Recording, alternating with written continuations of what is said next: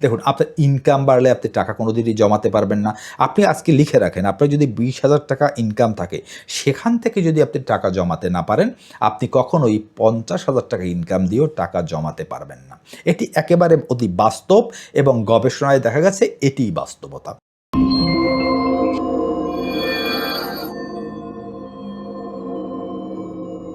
আপনি প্রতি মাসে মনে মনে সিদ্ধান্ত গ্রহণ করেন যে এ মাসে অন্তত আমি কিছু টাকা সঞ্চয় করব, আমি কিছু টাকা জমাবো। কিন্তু দেখা যায় আপনি কোনো টাকাই জমাতে পারেন না।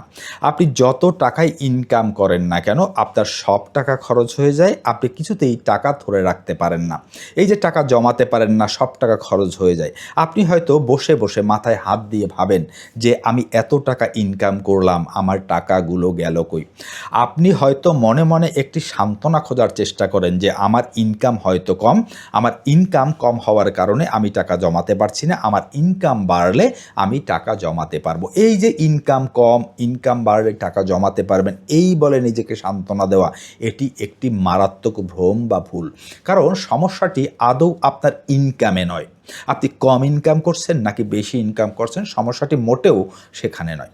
সমস্যাটি হলো আপনি যে টাকায় ইনকাম করেন না কেন, আপনি সেই টাকাকে সঠিকভাবে ম্যানেজমেন্ট করতে পারছেন না, সেই টাকাকে সঠিকভাবে ইউটিলাইজ করতে পারছেন না বলেই আপনি যত বেশি টাকায় ইনকাম করেন না কেন কিংবা যত কম টাকায় ইনকাম করেন না কেন, আপনি কিছুতেই টাকা জমাতে পারছেন না, কিছুতেই টাকা বাঁচাতে পারছেন না, আপনার সব টাকা খরচ হয়ে যাচ্ছে। আর এই সমস্যাটি শুধুমাত্র আপনার একারও নয়, এই সমস্যাটি শতকরা 95% লোকেরই রয়েছে। আর আজকের এই ভিডিওতে আমি এই যে আপনারা কেন টাকা জমাতে পারেন না, কেন আপনাদের সকল টাকা খরচ হয়ে যায় অনেক টাকা ইনকাম করার পরও, এই কারণটি উদ্ঘাটন করার চেষ্টা করব এবং এর সমাধান সূত্র নিয়ে আলোচনা করার চেষ্টা করব। আজকের এই ভিডিওটি আশা করি আপনাদের জন্য খুবই গুরুত্বপূর্ণ হবে। দেখুন, এই যে টাকা জমাতে পারছেন না, আপনি অনেক বেশি টাকা ইনকাম করার পরও আপনার সব টাকা খরচ হয়ে যাচ্ছে, আপনি কিছুতেই টাকা ধরে রাখতে পারছেন না, এর মূল সমস্যাটি হলো বাজেটিং না করা। অর্থাৎ আপনি আপনার ইনকামকে সঠিকভাবে বাজেট করে আপনি খরচ করছেন না বলেই আপনার এই সমস্যা হচ্ছে। বাজেট করা তো অনেক পরের কথা। দেখুন, বাজেটিংয়ের কনসেপ্টটি আমরা অনেকে জানি না যে আমাদের ইনকামকে আমাদের বাজেট করে তারপরে খরচ করতে হবে। তাহলে মূল সমস্যাটি হলো আপনার এই বাজেটিংয়ে। এখন কথা হলো আমরা কিভাবে সঠিকভাবে বাজেট করে আমাদের টাকা খরচ করতে পারি। দেখুন, সারা পৃথিবীতে বাজেটিংয়ের একটি ইউনিভার্সাল রুল রয়েছে যা অধিকাংশ মানুষ ফলো করে। আমি প্রথমে আপনাদেরকে সেই রুলটির কথা বলবো এবং ভিডিওর এক পর্যায়ে গিয়ে আমি আমার ব্যক্তিগত পরামর্শ দেওয়ার চেষ্টা করব যে আপনি কিভাবে সঠিকভাবে বাজেট করতে পারেন।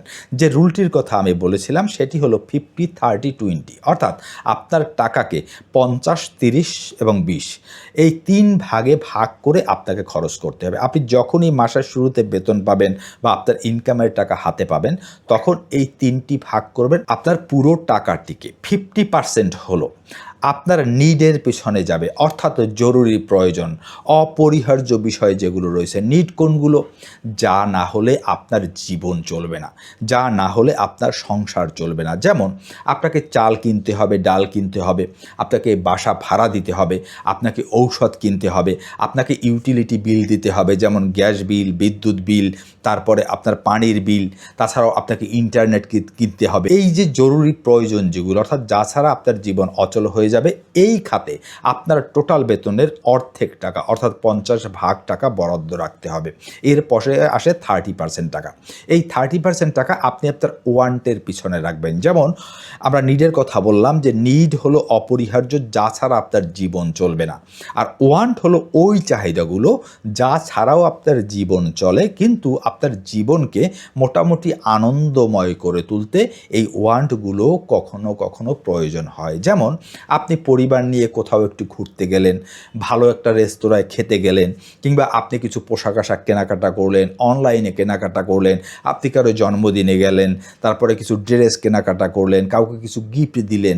এই জাতীয় যে প্রয়োজনগুলো বা চাহিদাগুলো রয়েছে এগুলোকেই বলা হয় ওয়ান্ট। এগুলোর জন্য আপনি আপনার টোটাল যে বেতন পাবেন বা ইনকাম তার 30% টাকা খরচ করবেন। 50-30 অর্থাৎ 50, 30, 80 ভাগ টাকা আপনার এই দুই খাতে যাবে। আর যে 20% টাকা, এই 20% টাকা হবে আপনার সঞ্চয় এবং বিনিয়োগ, অর্থাৎ এই টাকাটিকে সঞ্চয় করে আপনাকে বিনিয়োগ করতে হবে।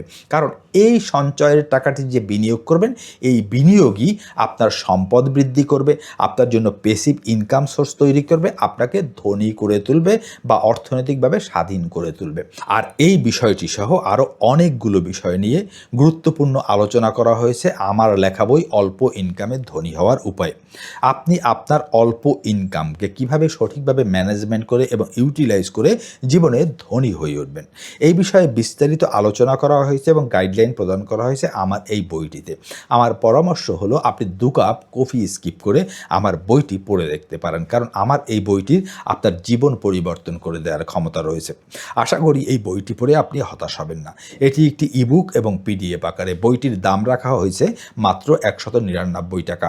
যারা এই বইটি কিনতে আগ্রহী হবেন তারা দয়া করে আমার এই স্ক্রিনে দেওয়া নাম্বারে আমাকে হোয়াটসঅ্যাপে মেসেজ করতে পারেন। এখন এই যে রুলটির কথা আমি বললাম, এই রুলটিকে অ্যাপ্লাই করার ক্ষেত্রেও আরেকটি ইউনিভার্সাল রুল রয়েছে। অর্থাৎ আপনি যদি আপনার বেতনকে 3 ভাগে ভাগ করেন, তারপরও অনেক সময় আপনি সঠিকভাবে টাকা বাঁচাতে পারবেন না, সঞ্চয় করতে পারবেন না, তাহলে আপনাকে কী করতে হবে? সেই ইউনিভার্সাল রুল হলো পে ইয়োরসেলফ ফার্স্ট। অর্থাৎ সবার আগে আপনার নিজেকে দিতে হবে। অর্থাৎ আপনার ইনকামের টাকার সবার আগে অধিকার হলো আপনার নিজের। আমরা বেতন পেয়ে কী করি? আমরা বেতনের টাকাগুলোকে যেখান থেকে চাল কিনি তাকে দিয়ে দিই, মুদি দোকানদারকে দিয়ে দিই, ঔষধ কিনি সেখান থেকে দিয়ে তাদেরকে দিয়ে দিই, আমরা গ্যাস ক্রয় করি সেই গ্যাসের যে দোকানি রয়েছে তাকে দিয়ে দিই। এভাবে বিভিন্ন জনকে আমরা আমাদের ইনকামের টাকাগুলো দিয়ে দিই, কিন্তু আমরা আমাদের নিজেকে দেই না। তাই প্রথমে যে কাজ করতে হবে, আপনার বেতন পাওয়ার পর এই 20% টাকা আপনাকে সবার আগে সরিয়ে ফেলতে হবে। এটাকে বলা হয় পে ইয়োরসেলফ ফার্স্ট। আপনি আপনার যে প্রচলিত ব্যাংক অ্যাকাউন্ট রয়েছে যেখানে আপনার বেতন ঢোকে, তার পাশাপাশি ওই একই ব্যাংকে আরেকটি সেকেন্ডারি অ্যাকাউন্ট খুলে রাখবেন এবং ব্যাংক কর্তৃপক্ষকে বলবেন যে আমার বেতন ঢোকার সাথে সাথেই যেন এখান থেকে 20% টাকা অটোমেটিক্যালি আমার ওই সেকেন্ডারি অ্যাকাউন্টে চলে যায়। এটাকে বলা হয় পে ইয়োরসেলফ ফার্স্ট।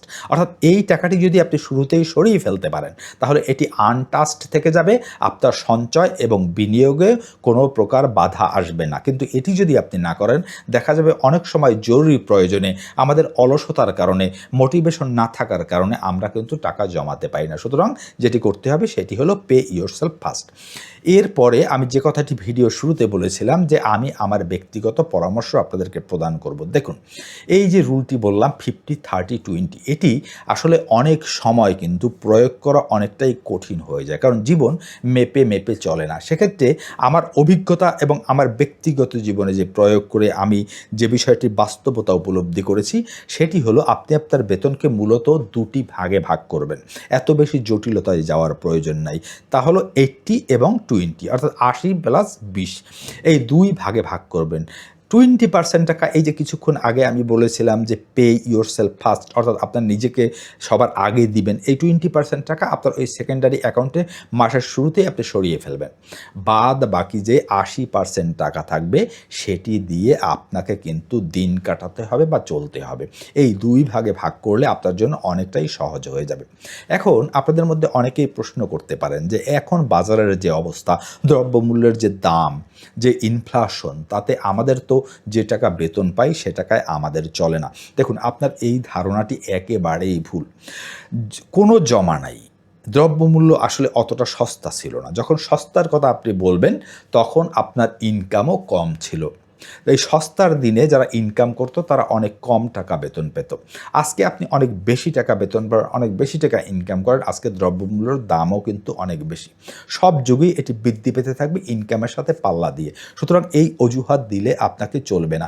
সেক্ষেত্রে আমি 2টি পদ্ধতি আপনাদেরকে বলে দেব যে আপনি কিভাবে এই টাকা জমানোটাকে আরও সহজ করতে পারেন। সেটা হলো, আপনাকে যেটা করতে হবে, যদি আপনি দেখেন যে আমি এই 20% টাকা জমাবার পর বাদ বাকি টাকা দিয়ে আমার চলতে কষ্ট হচ্ছে, তাহলে আপনাকে 1 নম্বরে যে কাজটি করতে হবে সেটি হলো আপনার যে লাইফ স্টাইলটি রয়েছে সেটিকে ডাউন করতে হবে, অর্থাৎ সেটিকে নিচে নিয়ে আসতে হবে। কিভাবে?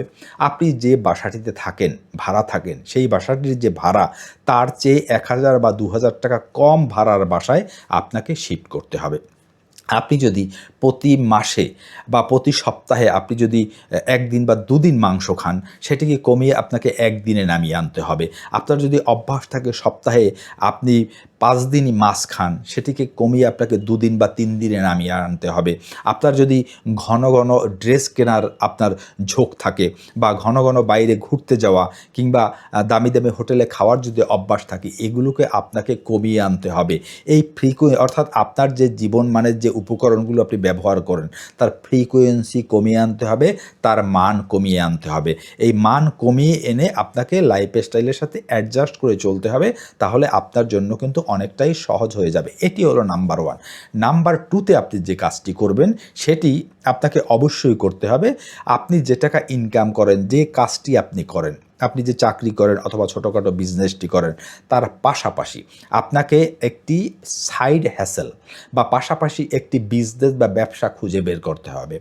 আদারওয়াইজ আপনাকে একটি নতুন স্কিল শিখতে হবে। এই নতুন স্কিলটি যদি আপনি ধীরে ধীরে প্রতিদিন ৩০ মিনিট বা ১ ঘন্টা সময় দিয়ে আপনি আপনার কাজের বা চাকরির পাশাপাশি প্রতিদিন শিখে যেতে পারেন, দেখবেন ১ বছর ২ বছরের মধ্যে এই নতুন স্কিলটি আপনার জন্য কিন্তু আরও বেশি ইনকাম নিয়ে আসবে, যেটি ২টি কাজ করবে। আপনার এই বাজেটিং এবং টাকা জমানো, সঞ্চয় করা, বিনিয়োগ করাটিকে আরও সহজ করে দেবে।